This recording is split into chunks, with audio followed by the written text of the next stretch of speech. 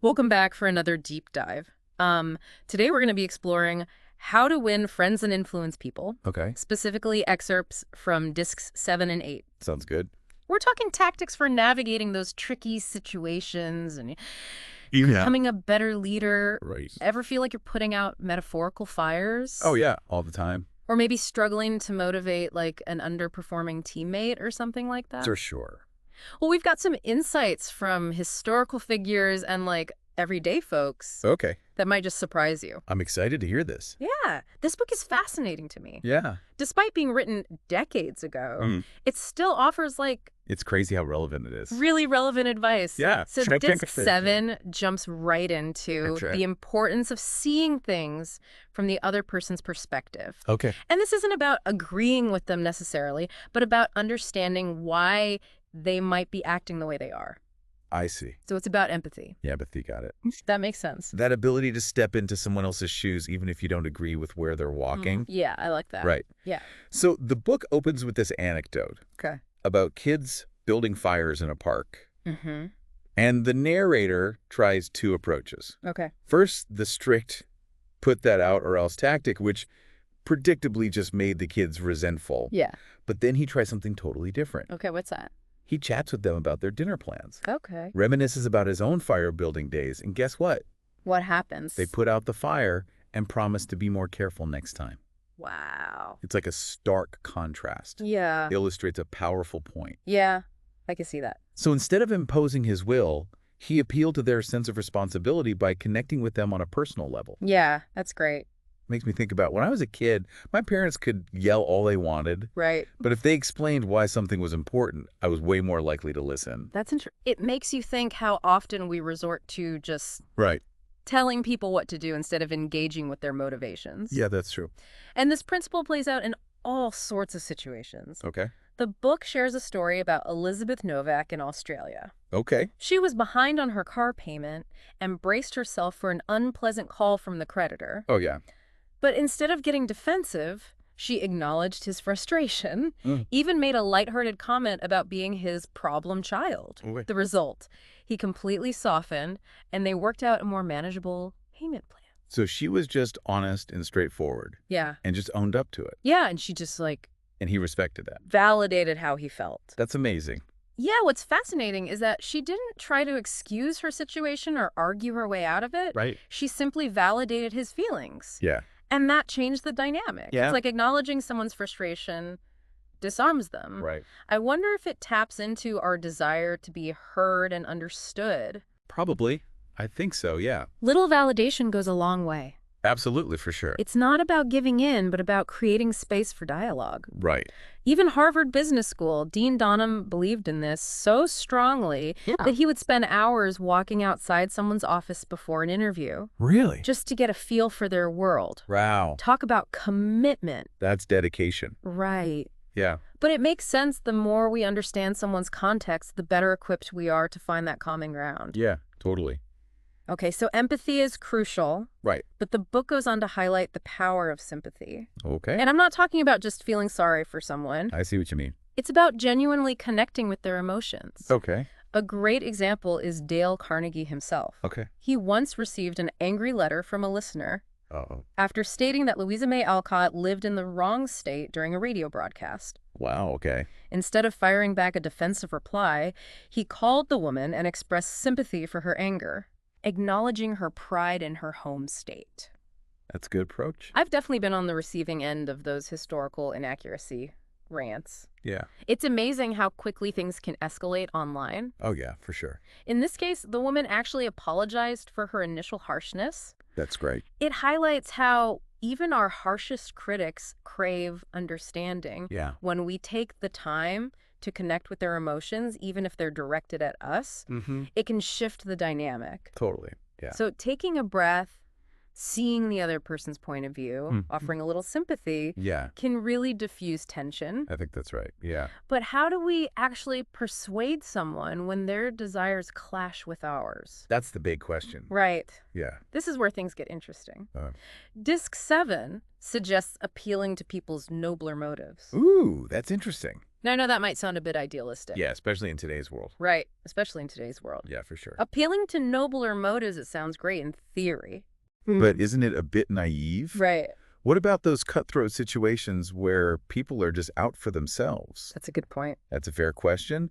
And the book addresses that skepticism head on. Okay. You see, seemingly selfish or even criminal acts Mm-hmm. are often justified in the minds of those committing them through some sort of idealistic lens. I see.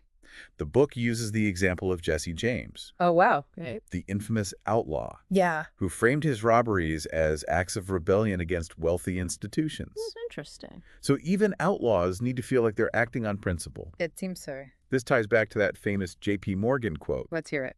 People have two reasons for doing things, a real one and one that sounds good. It's a good one. So the takeaway here is that we can leverage this understanding. Okay, how so? Instead of focusing on the less flattering real reason, we can appeal to that desire to be seen as idealistic, Mm-hmm. to act for the greater good. Yeah, it makes sense. Do you have a real-world example where this actually played out?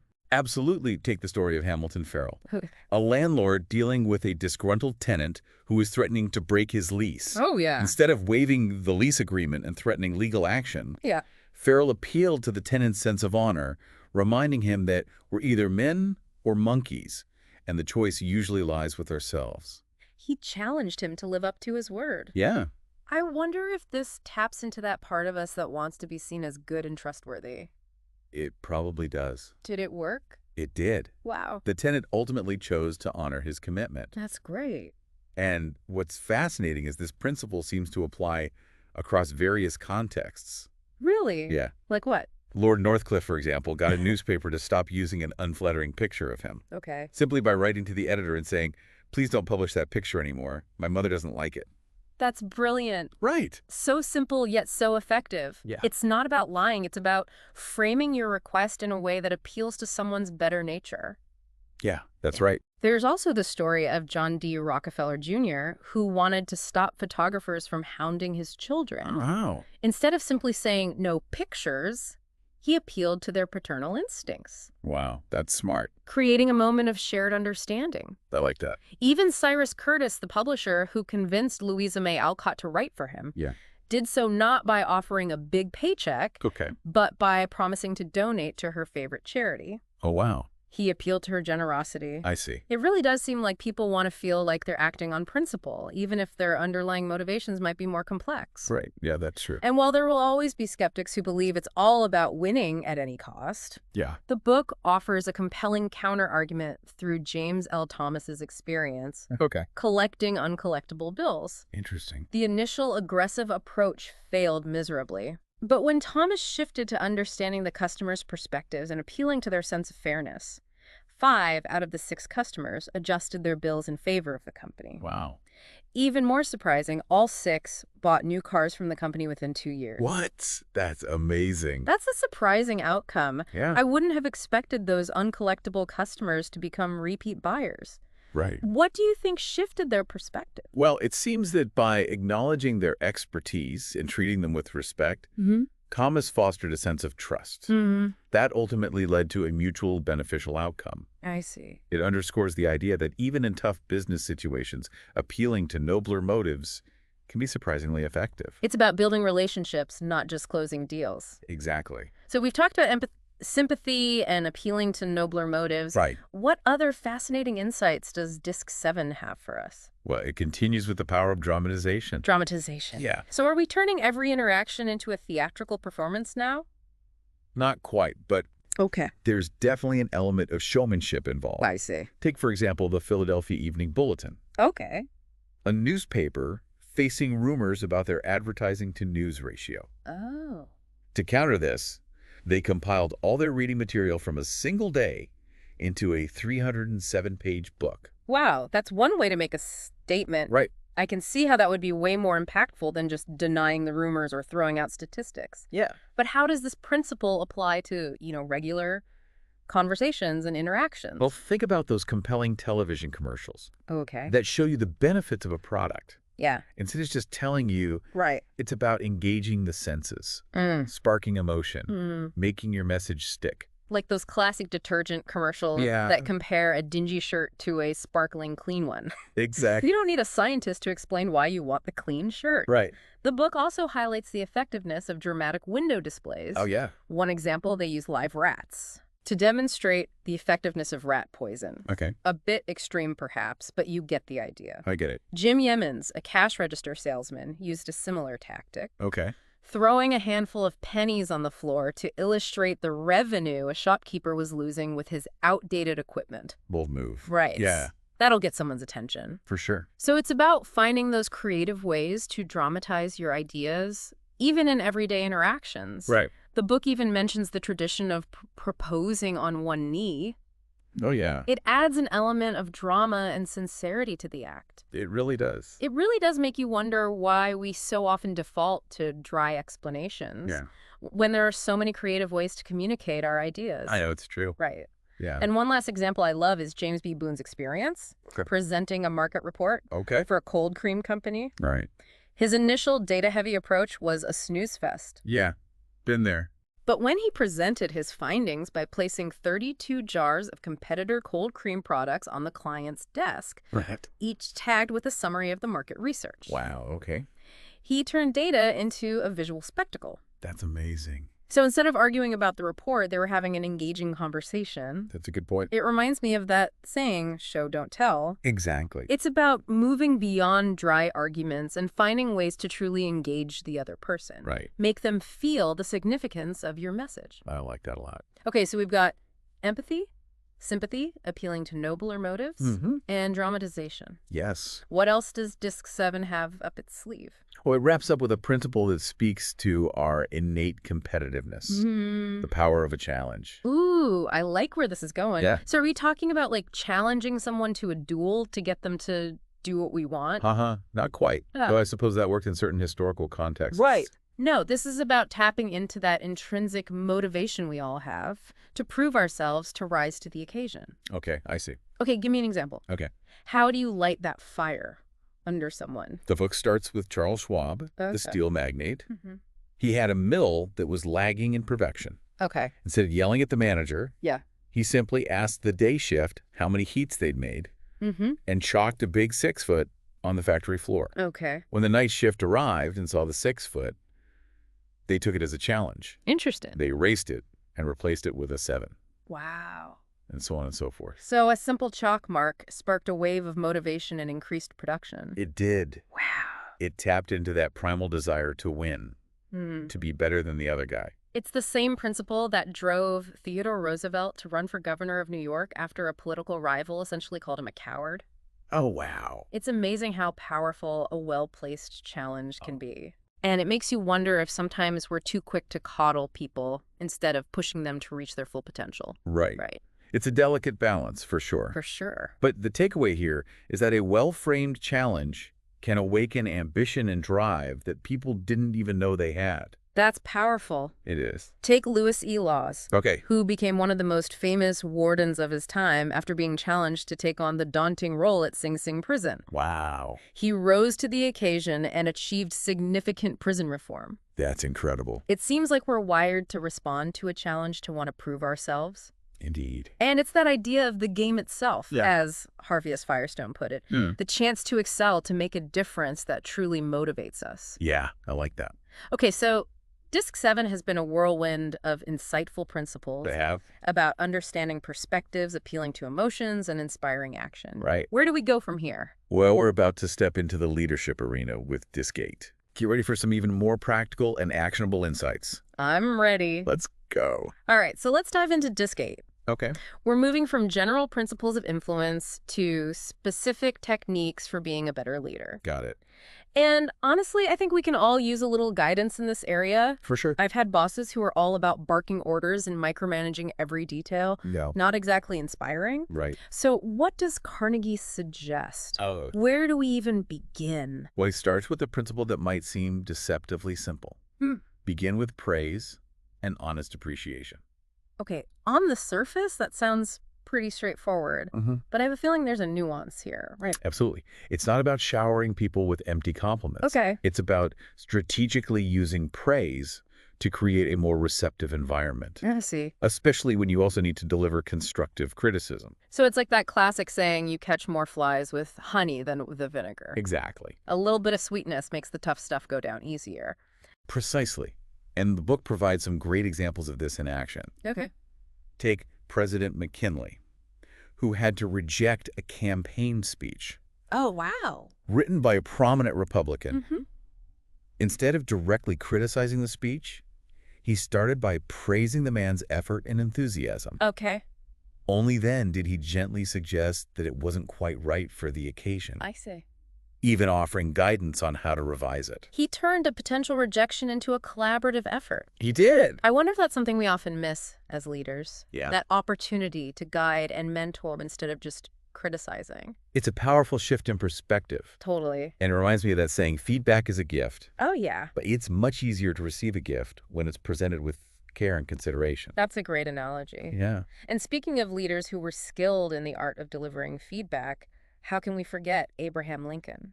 Oh, yeah. One of the greats. The book shares this fascinating letter he wrote to General Joseph Hooker, who, shall we say, had a bit of a reputation for being difficult. Oh, yeah. Hooker was known for his arrogance and insubordination. So how did Lincoln handle that? Right. Did he channel his inner honest Abe and just lay down the law? Not at all. He started the letter by acknowledging Hooker's strengths as a soldier. Okay. He praised his bravery, his strategic skills, Wow. and even his ambition. Recognizing that ambition, when channeled correctly, could be a powerful asset. So even when dealing with someone who's exhibiting some not so desirable traits, it's important to acknowledge their positive qualities as well. It seems counterintuitive, but it can be incredibly effective. I see what you mean. Think about it. Wouldn't you be more receptive to constructive criticism if it came from someone who also recognized your strengths? I know I would. Yeah. It's about balancing the positive with the negative, Right. making sure the person doesn't feel completely demoralized. Exactly. It's about building them up, not tearing them down. Yeah, and this reminds me of another powerful principle from the book. Go as that. Call attention to mistakes indirectly. Ooh, that sounds a bit sneaky. Right. Yeah. Fill me in. It's not about being manipulative. It's about being tactful and strategic, Oh, okay. especially when dealing with sensitive situations or individuals. Wait a minute. The book shares this story about a master sergeant in the Army Reserves Okay. who was trying to get his troops to adhere to haircut regulations. Oh, Instead of barking orders, he simply talked about the importance of leading by example okay. and mentioned that he was getting his haircut that day. So he basically nudged them in the right direction without making it a direct order. Right. He appealed to their sense of leadership and their desire to set a good example. Did it work? It did. Many of them ended up getting regulation haircuts without a fuss. It's like planting a seed and letting it grow naturally. It is. Sometimes a gentle suggestion can be more effective than a forceful command. Absolutely. This reminds me of John Wanamaker, the department store magnate. Oh, yeah. When he noticed a customer being ignored by his salespeople, he didn't make a scene. Okay. He simply stepped behind the counter and helped the customer himself. Wow, what a powerful statement. Right. Yeah. He modeled the behavior he wanted to see without saying a word. So true. Sometimes actions speak louder than words. They do. And if you want to send a really clear message, you can always do what Mayor Carl Langford did Okay. and remove the door to your office. Really? Yeah. Wow. That's certainly one way to make your open door policy crystal clear. That's one way to do it. It highlights the importance of finding creative ways to communicate your expectations Yeah, without resorting to heavy-handed tactics. I like that. So we've got praise, indirect criticism. Mm-hmm. What other leadership gems has Carnegie hidden away in Disc 8? Well, there's this technique that's incredibly disarming, Okay. especially when delivering difficult feedback. Okay. It's the principle of talking about your own mistakes first. Ooh, that's a good one. Yeah. I can't stand it when someone criticizes me without acknowledging their own flaws. Yeah. It feels so hypocritical. It undermines their credibility, right? Yeah. But when someone humbly admits their own mistakes, it creates this atmosphere of understanding Yeah. and shared humanity. Yeah. The book tells a story about Dale Carnegie himself. He was about to criticize his young secretary for a mistake, but then he paused and reflected on his own performance at her age. Oh, that's good. And he realized he'd made far more blunders. Yeah. This shifted his perspective Yeah. and allowed him to address the situation with more compassion. It's like that saying, let he who is without sin cast the first stone. Right. It's a reminder that we're all human. We all make mistakes. Yeah, And it's much easier to learn and grow in an environment where imperfection is accepted. absolutely. Yeah. The book also shares the story of an engineer Okay. whose secretary kept making spelling errors. Oh, no. Instead of criticizing her directly, he shared his own struggles with spelling, Wow, okay. even showing her the little black book he kept with words he frequently misspelled. That's great. He turned it into a shared learning experience. It takes the sting out of the correction. It does. It becomes less about blame and more about growth. Exactly. And this reminds me of a story from history. Okay. Prince von Bülow, a German diplomat, Okay. had to navigate a tricky situation with Kaiser Wilhelm II. Oh, Wilhelm II. Yeah, The notoriously egotistical Kaiser. yeah. I can only imagine the drama that ensued. It was a delicate situation. Von Bülow's initial attempts to defend himself only made the Kaiser angrier. Here. But then he did something very clever. What's that? He praised the Kaiser's knowledge of science, acknowledging his own limitations in that area, Okay. while subtly highlighting his own strengths in diplomacy and history. So he played to the Kaiser's ego while also shifting the focus to his own area of expertise. He did, and it worked like a charm. Wow. The Kaiser calmed down, reassured by von Bülow's humility and praise. So it's like a verbal chess game. Yeah, Sometimes you have to make strategic moves to achieve the desired outcome. that's right. Okay, so we've talked about praise, indirect criticism, Mm-hmm. and the importance of acknowledging our own mistakes. Yes. What else is in this leadership toolkit? Well, Carnegie also emphasizes the importance of asking questions Okay. instead of giving direct orders. That's an interesting one. I mean, sometimes orders are necessary, right? Of course, Especially in urgent situations. there are times when direct commands are appropriate, Right. but the book makes a compelling argument that constantly issuing orders can breed resentment and resistance. I see. When we ask questions, however, it encourages people to think for themselves, take ownership, and come up with creative solutions. It shifts the dynamic from do as I say to let's figure this out together. Exactly. I've definitely had bosses who were all about control. Oh, yeah. And it always created this tense, almost adversarial environment. Right. But the bosses who involved me in the decision-making process, Yeah. I was way more invested in the outcome. It makes you feel like a valued contributor, right? Totally. Not just a cog in the machine. Right. The book highlights Owen D. Young as a prime example of this leadership style. Oh, okay. He was known for never giving direct orders. Wow. He would offer suggestions, solicit opinions, and create a collaborative atmosphere. That's a great approach. It's a stark contrast to that story in the book Okay. about the vocational school instructor who angrily demanded that a student move their car. Oh, yeah. I remember that story. He created a wave of resentment, not just from the student, but from the entire class. Wow. It's a classic example of how a harsh, authoritarian approach can backfire. Totally. The students saw it as an abuse of power and did everything they could to undermine his authority. It's a reminder that our words and actions have consequences, Yeah. and that creating a positive, collaborative environment is essential for effective leadership. Absolutely. And speaking of creating a positive environment, Yeah. even when dealing with difficult situations, the book addresses the importance of letting the other person save face. Okay, that's an important one.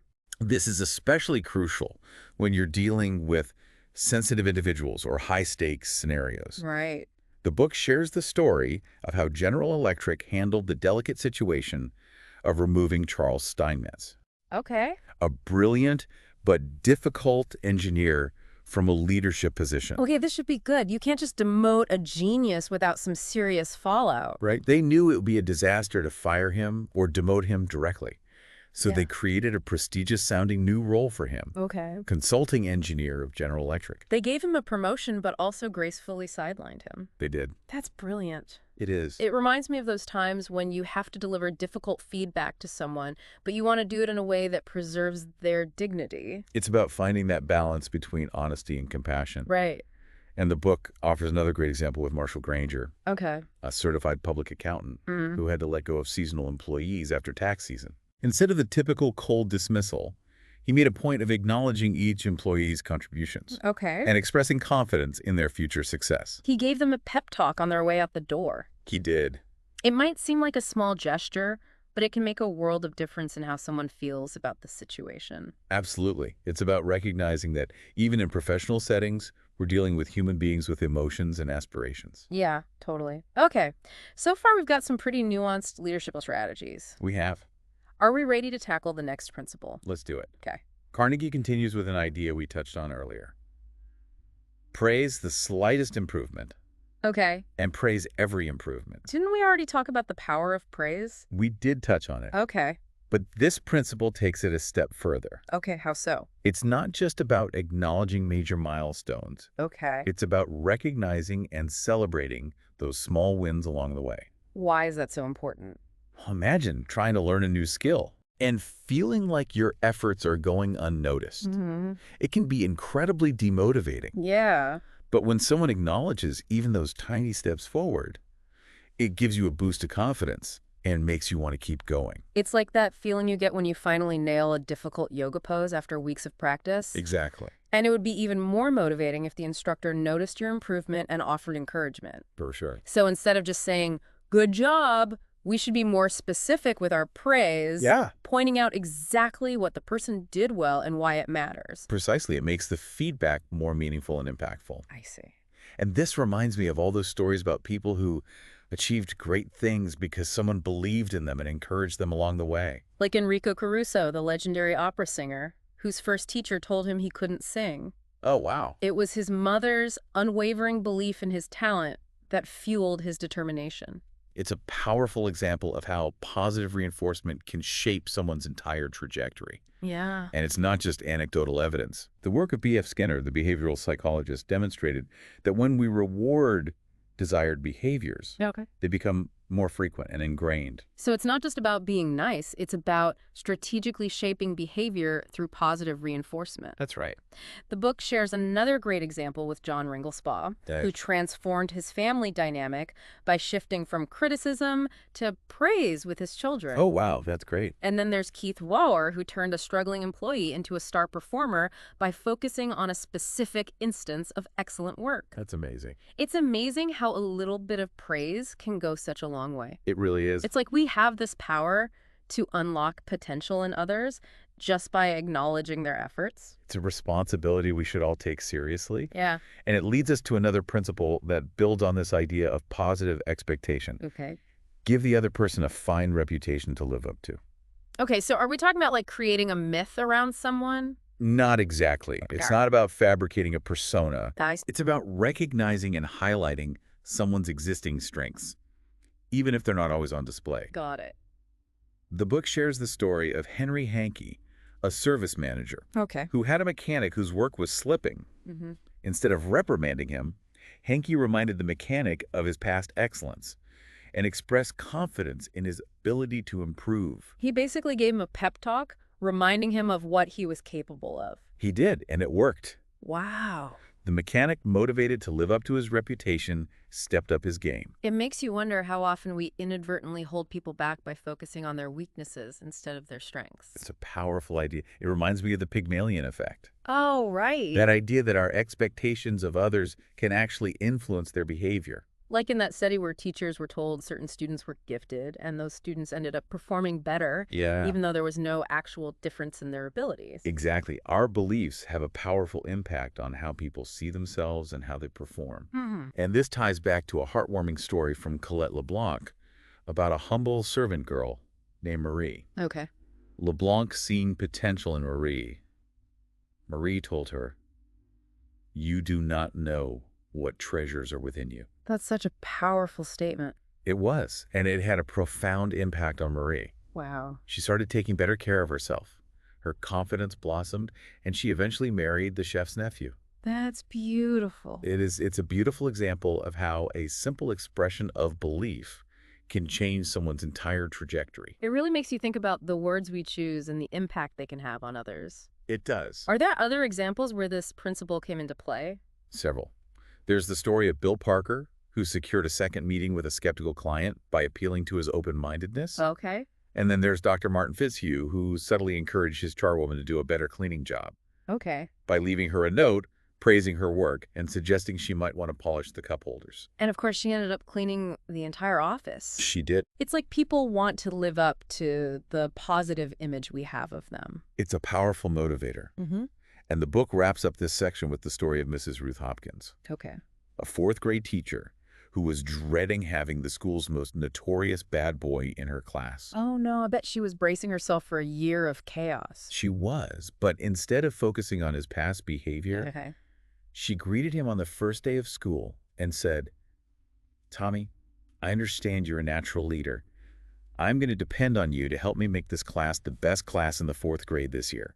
She gave him a leadership role even though he had a reputation for being a troublemaker. She did. That's a bold move. It was, and it completely transformed his behavior. Really? Yeah, he thrived in his role as a leader, Wow. and his disruptive behavior vanished. That's amazing. It underscores the idea that sometimes all it takes is someone to believe in us and give us a chance to shine. It's a reminder that we have the power to shape people's perceptions of themselves. Yeah, And in doing so, influence their actions. that's right.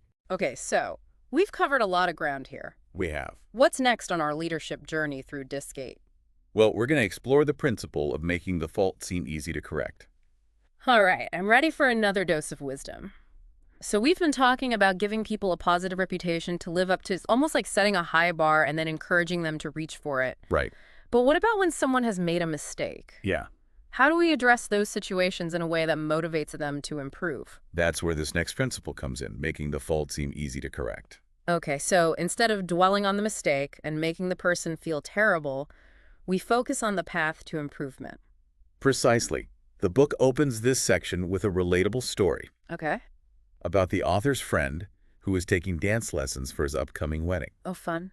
The first instructor was incredibly critical, pointing out all his mistakes and making him feel discouraged. I've been there. But then he found a new instructor who focused on his strengths, Okay. praising his rhythm and making the steps seem easy to learn. Yeah, it reminds me of those times when you're struggling to learn something new and you have that one teacher who just has a knack for making it seem effortless. Right. It can make all the difference in your motivation and your belief in yourself. It's the difference between feeling defeated and feeling empowered. Yeah. And this principle applies to more than just learning to dance. Okay. The book shares the story of Eli Culbertson, the famous bridge player. Okay. He initially struggled with the game, but it was his wife's belief in his potential that inspired him to keep practicing Wow. and eventually become a world champion. Makes you wonder how many people have given up on their dreams because they didn't have someone who believed in them, Right. who made the challenge seem surmountable. Yeah, it's a powerful thought. Yeah. And it brings to mind the incredible story of Clarence M. Jones and his son David. Okay. David had been labeled as brain damaged and placed in special education classes. Oh, wow. But Clarence refused to accept this label. Good for him. He patiently worked with David, starting with math making, learning fun and engaging. It's amazing how much our words and beliefs can impact a child's development. It's profound. Yeah. David went from struggling to keep up to excelling in school, even winning awards at science fairs. He graduated high school with honors. That's incredible. It's a testament to the power of a parent's love and the transformative impact of believing in someone's potential, It is. even when others have written them off. It's truly inspiring, and it leads us to the final principle in Disc 8, Okay, bring it on. What's the final principle? one that Carnegie calls the big secret of dealing with people. Ooh, I'm on the edge of my seat. I bet you are. What's the big secret? It's the art of making the other person happy about doing the thing you suggest. All right, now that sounds like a Jedi mind trick. Uh-huh. How can we possibly make someone happy about doing something they might not want to do? It's not about manipulation. Okay. It's about understanding motivation and framing your requests in a way that aligns with their desires and goals. Okay, give me an example. The book opens this section with a story about Colonel House, who had the delicate task of informing William Jennings Bryan that he hadn't been chosen as the peace emissary to Europe, a Uh-oh. role Bryan desperately wanted.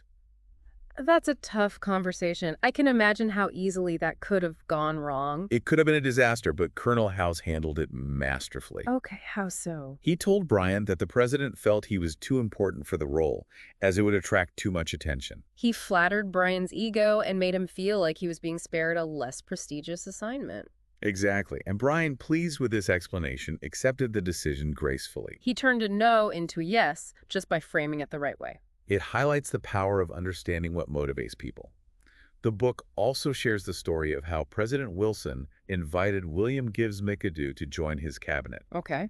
He phrased the invitation in such a way that McAdoo felt like he was doing Wilson a favor by accepting. So it's about making people feel valued and appreciated, even Yes. when you're asking them to do something for you. That's a key insight. And it Yeah. makes you wonder why we often default to commands and demands Right. when there were more subtle and effective ways to influence behavior. It's like we assume people are inherently resistant to our ideas, so we have to force them into compliance. Yeah.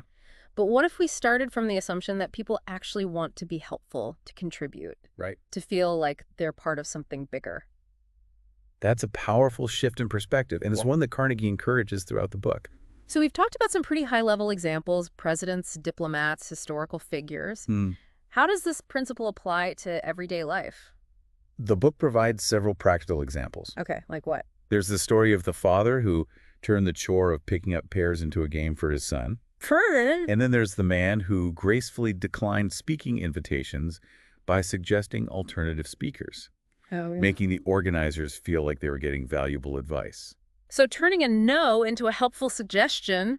Right. Yeah. It's like finding those win-win scenarios where everyone feels good about the outcome. Exactly. There's also the story of Gun Schmidt, a grocery store manager who had an employee who was terrible at putting price tags on shelves. Oh, no. Instead of scolding her, he made her the supervisor of price tag posting. He gave her a promotion. Yeah, giving her a title and a sense of responsibility. It seems like that simple shift in framing from chore to privilege can make all the difference. And this brings us back to that famous quote from Napoleon. Let's hear it. Men are ruled by toys. That's a good one. Even the most powerful and ambitious people are driven by seemingly simple desires. So true. So if we want to motivate someone, we need to understand what their toys are, what drives them, what makes them tick. And then we need to find ways to align our requests with those desires. That's the key takeaway from this final principle. It's not about manipulation. Right. It's about understanding human psychology and finding those win-win scenarios where everyone feels good about the outcome. Wow, what an incredible journey through Dale Carnegie's wisdom. We've covered so much ground today. I feel like I have a whole new perspective on leadership and influence. It's a timeless book for a reason. The principles we've discussed today are just as relevant now as they were when it was first published. So what do you think are the biggest takeaways for our listeners? What do we want them to walk away with after this deep dive? I think the key message is that influence isn't about force or manipulation. Okay. It's about understanding, connecting, and inspiring. Yeah. It's about recognizing the humanity in others Yeah. and finding those win-win scenarios where everyone benefits. It's about leading with empathy, not ego. Right. And recognizing that even small changes in our approach can have a ripple effect on our relationships and our effectiveness as leaders. Absolutely. Yeah. And the beautiful thing is that these principles can be applied in all areas of life, Yeah. not just in the workplace. Right. They can help us to be better parents, better friends, better partners. So before we wrap up, I want to leave our listeners with one final challenge. Think back to a time when someone used one of these principles on you. Okay. How did it make you feel? Yeah. How did it influence your actions? Now challenge yourself to try it out on someone else this week. You might be surprised at the positive impact you can have. That's a great way to put these principles into practice and start creating more positive and fulfilling interactions in your own life. Thanks for joining us on this deep dive into how to win friends and influence people. We'll see you next time for another adventure in knowledge and insight.